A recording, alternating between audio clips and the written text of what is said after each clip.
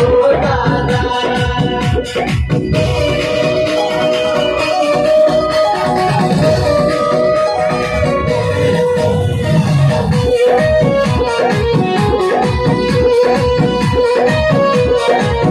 मने आंसू के हो मेरी आंसू के हो इतना नहीं अपन में आंसू के हो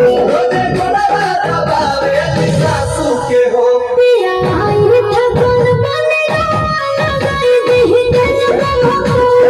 अच्छा भगाई हो दादा।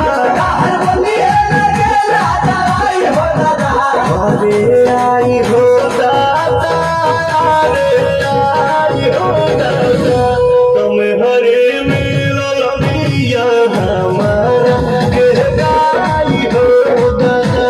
अब वो मेरा तू बना के भी हो जाए हो दादा।